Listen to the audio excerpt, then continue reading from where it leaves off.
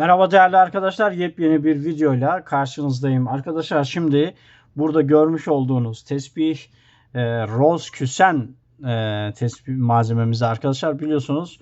Bunlar kıtır ve kabarcıklı olduğu için bunları tanıtmamıştık. Arada gelen siparişler olduğunda yapıyoruz arkadaşlar. Bu yüzden bu malzemenin kodu yok. O yüzden rengiyle anıyoruz. Rose Küsen de arkadaşlar kırmızı tonunda. Malzemeyi belki hatırlarsanız.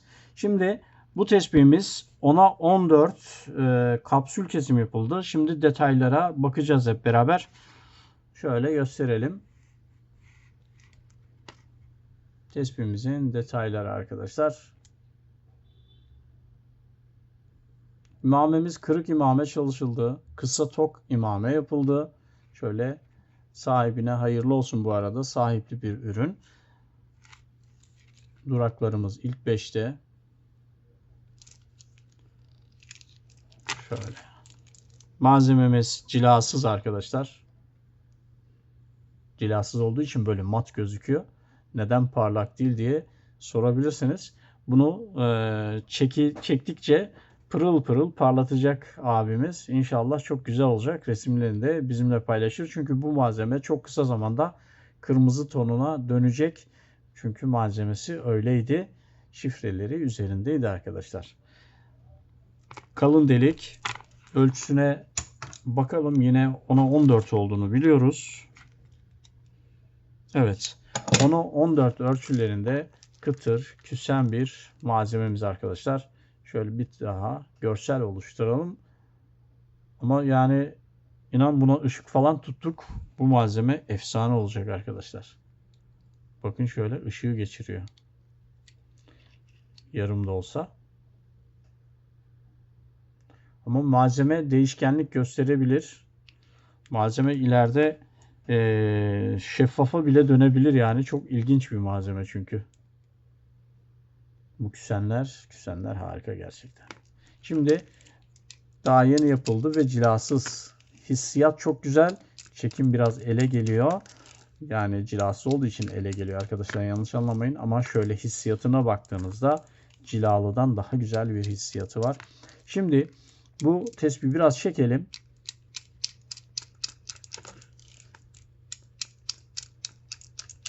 Hani diyeceksiniz ki boyuna göre seni tatmin eden bir sesi var mı? Yok arkadaşlar.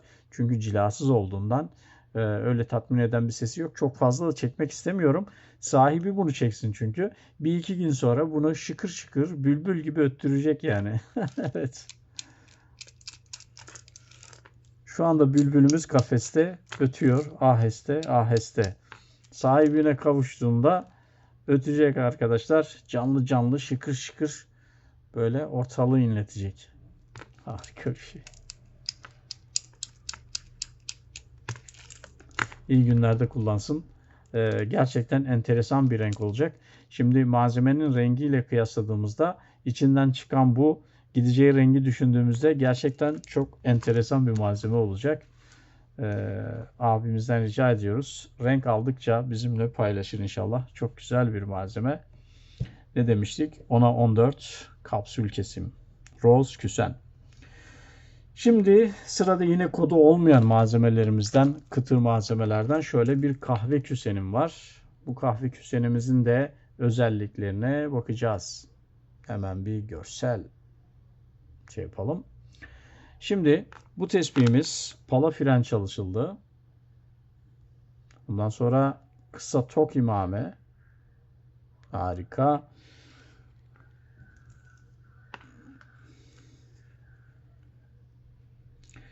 Tombul modelini soruyorsanız, modeli tombul yumurta tarzı bir modeli var. Çünkü resime göre çalıştık arkadaşlar.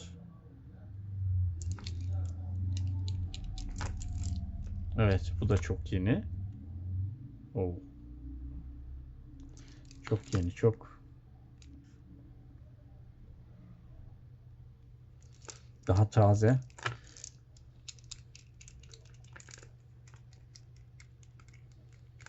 Islak gibi, sanki böyle bir ıslakmış gibi bir hissiyatı var. Tabii öyle değil, ıslak değil arkadaşlar. Hiç ses çıkarmıyor. Ama birkaç gün sonra çıtır çıtır olacak. Malzeme çok değişiyor ya arkadaşlar. Evet. Bu kendini sahibine saklıyor. Belli ki sahibine saklıyor. Diyor ki siz hiç benden bir şey beklemeyin. Ben sahibime gidince onun ellerinde derman bulurum diyor. Kaça kaçmış? 9'a 12. 9'a 12 eski kahverengi küsen tespihimiz. Gerçekten çok güzel. Sahibine hayırlı olsun diyelim. Şöyle bırakalım. Eskilerden gidiyoruz. Eskilerden de bir tane şöyle yeşilimiz var. Eski yeşil küsen. Çok iri boy. Harika bir tespih ama. Yani olağanüstü. Bu malzemelerden çok eskiydi bu. Bakın üstünde kabarcıkları şeyleri var. Ama abilerimiz buna rağmen istiyor. Çünkü gerçekten malzemeler müthiş olmuş. Hakikaten kaçırılmayacak malzemelermiş. Ama yeni geldiğinde biz bunlar problemli diye satışa çıkartmamıştık. Kodlamamıştık bunları. Bunlar da böyle olsun. Ayrı. Bunların da tadı ayrı. Bunlar da keşfedebilene diyelim. Ne yapmışız bunları? Pala fren yapmışız. Ondan sonra kırık imame yapmışız. Modelimiz neymiş? Kesmeymiş arkadaşlar. Kalın delik çalıştık. Kalın delik bunda bile küçük gözüküyor. Şöyle duraklar burada. Bazı malzemelerde acayip derinlikler var arkadaşlar. Mesela şunlarda acayip derinlik var. Çok güzeller. Renk aldıkça daha da güzelleşecek. Ölçüsünü söyleyeceğim. Söyleyeceğim arkadaşlar ölçüsünü. Hemen bakıyoruz. 12'ye 14. 12'ye 14 kesme eski yeşil küsen malzememiz arkadaşlar. Şöyle yakından biraz daha bakın.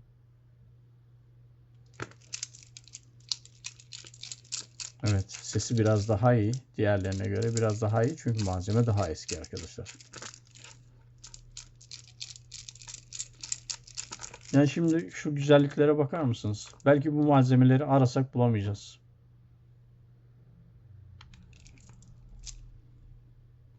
Bakın patinler kalmış, gördünüz mü? Üst renginden.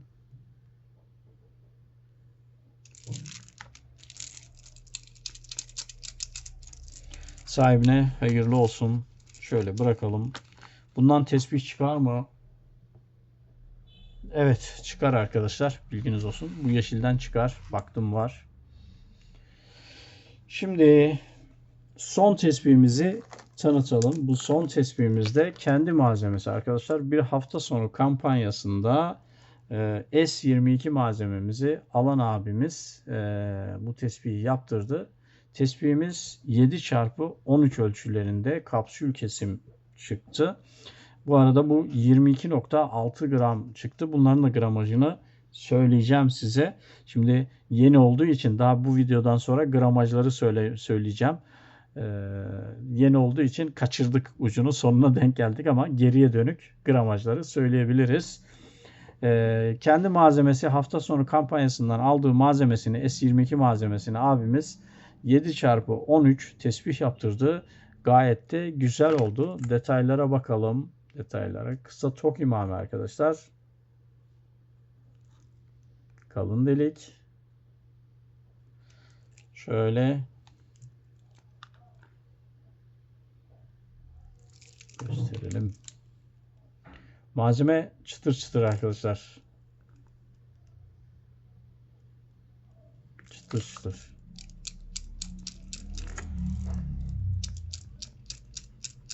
Harika.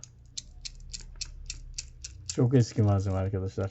Bir de bunlar kesilmiş olduğu için, file parçalar olarak kaldığı için havayla daha çok temas edip daha çok sertleşiyorlar. Şuraya bakın. Bir ürünün kalıp olarak beklemesi başka, parça olarak beklemesi başka bir şey. Aralarında yine de hissedilir derecede fark oluyor. Şöyle göstereyim. Tespihin hayırlı olsun abi. Tespihin bu arada 22.6 gram çıktı. 22.6 gram. Şimdi geriye dönerek gramajları söylüyoruz. Eski yeşilimizin gramajı neymiş arkadaşlar? 79 gram. Vay çok iyi. 79 gram. Ondan sonra Kahverengi küsenimizin gramajı 25 grammış arkadaşlar. Son olarak da roz küsenin gramı 45,5 grammış. 45,5 grammış arkadaşlar. Böylece bir videolarımıza bir eklenti daha yapmış olduk. Gramajları da söylemeye çalışacağız. Unutmazsak tabii. Beni izlediğiniz için teşekkür ederim arkadaşlar. Başka bir videoda buluşmak üzere. Hoşça kalın, sağlıcakla kalın.